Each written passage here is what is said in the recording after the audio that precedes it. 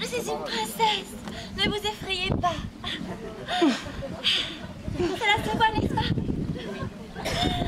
Hélas, j'ai été recueillie par une famille de paysans dès le plus jeune âge, très humbles et très dévoués qui ont toujours tout fait pour moi. Et bof. Enfin, ouf, d'un autre côté parce qu'ils ne savaient pas être là. Ouf et bof. Mes vrais parents, le roi et la reine, ignorent où je suis. Sans doute ils imaginent que j'ai été enlevée par des brigands sans foi, ni loi et ville et de mauvaise vie, et puis on la vinasse et la débauche. Alors qu'il n'en est rien. Leur charmante petite a été recueillie par des paysans très gentils. Oh, j'ai une idée. Oh, allons.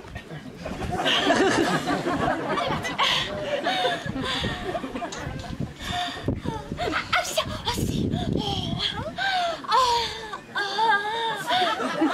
Ah oui, voilà, si, ça y est. Je crois que t'es parti, mais elle fait juste un petit demi-tour. Oui, oh, j'ai une idée. Nous allons bonnement nous amuser. Je vais vous raconter un très beau conte. Oui, d'accord, on fait d'accord, ok.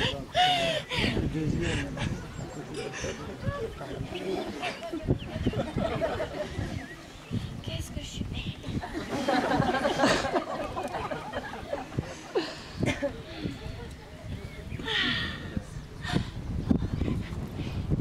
Tiens, je sors un tout petit peu l'impôt. Stop.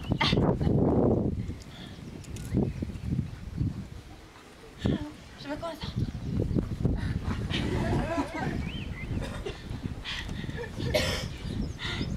Ça me tire les fesses.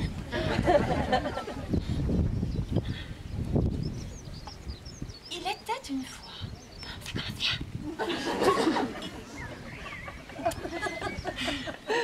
Il était une fois, dans un royaume fort lointain, il n'y a pas si longtemps de cela, un roi et une reine. Le roi était très fort et fort bon, et la reine était très belle et très gentille. Oh, jamais un mot plus haut que l'autre. Jamais elle ne se mêlait de politique ou des affaires de son mari. Non, non, non. C'était vraiment une femme très douce et très parfaite. Mais hélas, le bonheur de leur union n'était pas complet et le berceau du château demeurait vide. Nul cri d'enfant ne venait résonner dans la longue galerie de portraits des ancêtres qui n'effrayaient personne. Oh, qu'ils étaient forts maris! La reine se désolait. Elle pleurait le jour et se mouchait la nuit. Et les douves du château étaient si pleines des larmes de la reine que cela faisait de l'humidité en cuisine et du salpêtre dans les écuries. Alors, les chevaux s'enrhumaient et toussaient la nuit, ce qui réveillait les chiens, qui réveillait les chats, qui réveillait les rats, qui réveillait les souris, qui réveillait les oies, qui réveillait les canards, qui réveillait les poules, qui réveillait le coq, qui réveillait tout le monde. Au beau milieu de la nuit. Il fallait se rendormir. Lorsqu'au petit matin, l'heure du réveil sonnait véritablement, et bien plus personne n'y croyait. C'était vraiment la désolation. La reine s'était retirée dans un donjon et n'en sortait plus. Dans la plus haute pièce, sa chevelure avait poussé à mesure de sa peine. Elle débordait par la fenêtre et trempait dans la cour qui était inondée. Le roi, quant à lui, eh bien, il hurlait sur tout le monde, sur le chambellan et sur les intendants, sur les pages et les valets, sur les écuyers et les jardiniers. Il devenait tout rouge, les veines de son cou se gonflaient, son nez enflé de contrariété. Il ressemblait de plus en plus à un vieux coq dindon et à chaque fois que la reine le voyait, elle pleurait davantage.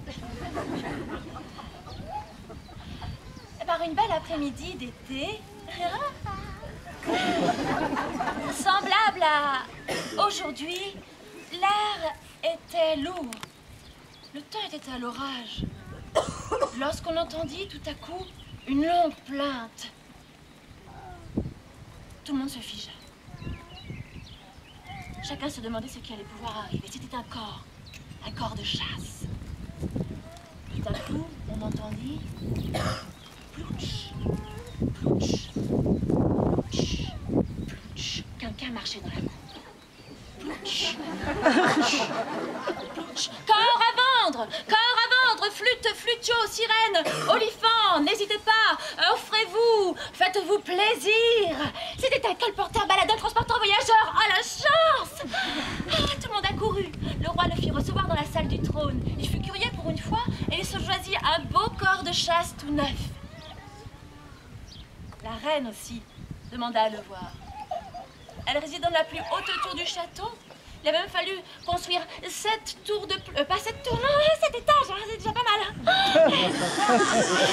7 étages de plus et sa chevelure gorgée de larmes l'immobilisait. Je déteste les corbeaux.